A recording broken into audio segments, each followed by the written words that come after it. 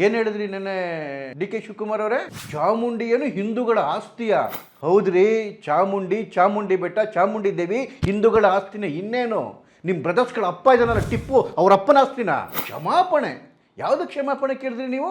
ಏನಿದೆ R S S ಗೀತೆ ಒಳಗಡೆಗೆ? ಇಡೀ ಗೀತೆ ಒಳಗಡೆಗೆ ಭಾರತ ಮಾತೆಯನ್ನು ವೈಭವೀರಿಸಿಕೊಂಡು ಭಾರತ ಮಾತೆಯನ್ನು ಪೂಜಿಸ್ಕೊಂಡಿರ್ತಕ್ಕಂಥ ಗೀತೆ ಅದು. ಅದು ನಿಮ್ಮ ನಾಲ್ಗೆ ಮೇಲೆ ಬಂದಿದ್ದಕ್ಕೆ ನೀವು ಕ್ಷಮೆ ಕೇಳಬೇಕಾ? ಬಾಂಬ್ ಬ್ಲಾಸ್ಟ್ ಮಾಡಿ ಭಾರತಕ್ಕೆ ಒಡಲಿಗೆ ಬೆಂಕಿ ಇಡಕ್ಕೆ ಹೋದ್ನಲ್ಲ ಅಂತನ್ನ ಬ್ರದರ್ಸ್ ಅಂದ್ರಲ್ಲ, ಅದಕ್ಕೆ ನೀವು ಯಾವತ್ತಾರು ಕ್ಷಮೆ ಕೇಳಿದ್ರ? ಕಪಾಲ ಬೆಟ್ಟನ ಏಸು ಬೆಟ್ಟ ಮಾಡಕ್ಕೆ ಹೋಗಿದ್ರಿ ಸೋನಿಯಾ ಗಾಂಧಿನ ಮೆಚ್ಚೋದಕ್ಕೋಸ್ಕರ, ಅದಕ್ಕೆ ಯಾವತ್ತಾರು ಕ್ಷಮೆ ಕೇಳಿದ್ರಾ? ಯೋಗ್ಯತೆ ಇದೆಯಾ ಕೇಳೋದಕ್ಕೆ ನಿಮಗೆ? ಇವರಿಗೆ ದಸರಾ ಉದ್ಘಾಟನೆ ಮಾಡೋಕ್ಕೆ ಇನ್ಯಾರು ಹಿಂದೂಗಳು ಸಿಗಲಿಲ್ಲ. 4,000 ರೋಡ್ ಬೇಕು ಅಂತೇಳಿ ಆ ಬಾನು ಮುಷ್ಟಕ್ ಅವ್ರನ್ನ ಕರ್ಕೊಂಬರೋದು, ಆ ಲೆಫ್ಟಿಸ್ಟ್ನ.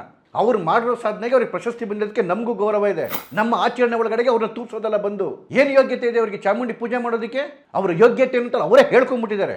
ತಾಯಿ ಭುವನೇಶ್ವರಿನ ದ್ವೇಷ ಮಾಡ್ತಕ್ಕಂತಹ ಮನಸ್ಥಿತಿ ಅವ್ರದ್ದು. ಅರಿಶಿನ ಕುಂಕುಮವನ್ನು ದ್ವೇಷ ಮಾಡ್ತಕ್ಕಂಥ ಮನಸ್ಥಿತಿ ಅವ್ರದ್ದು. ಯಾಕೆ ನಿಮ್ಗೆ ಇನ್ಯಾರು ಗೊತ್ತಿರಲಿಲ್ವೇನ್ರಿ? ದಸರಾ ಅಂತಕ್ಕಂಥದ್ದು ಸಾಂಸ್ಕೃತಿಕ ಉತ್ಸವ ಅಲ್ಲ, ಹಿಂದೂಗಳ ಸಂಸ್ಕೃತಿಯ ಉತ್ಸವ. ಪ್ರಹ್ಲಾದ್ ರಾವ್ ಇದ್ರು, ವಿಜ್ಞಾನಿಗಳು, ಇಸ್ರೋ ವಿಜ್ಞಾನಿಗಳು, ಕನ್ನಡಕ್ಕೆ ಹೆಮ್ಮೆ ತಂದಂಥವ್ರು, ಪದ್ಮಶ್ರೀ ಪುರಸ್ಕೃತರು, ಪದ್ಮಭೂಷಣ ಪ್ರಶಸ್ತಿ ವಿಜೇತರಾದಂತಹ ಅನಂತನಾಗ್ ಅವರಿದ್ರು. ಇಲ್ಲ ಬುಕರ್ ಪ್ರಶಸ್ತಿನೇ ಬೇಕು ಅಂತ ಹೇಳಿದ್ರೆ ದೀಪ್ತಿ ಇದ್ರು. ಅವ್ರ ಕೈಲಿ ನೀವು ಉದ್ಘಾಟನೆ ಮಾಡ್ಸಕ್ಕಲ್ಲ. ಯಾಕೆ ಹೇಳಿ? ನಿಮ್ಮ ಹಿಂದೂ ವಿರೋಧಿ ವಿಷಯವನ್ನ ಜಗತ್ತಿಗೆ ತೋರಿಸ್ಬೇಕಲ್ಲ ನೀವು.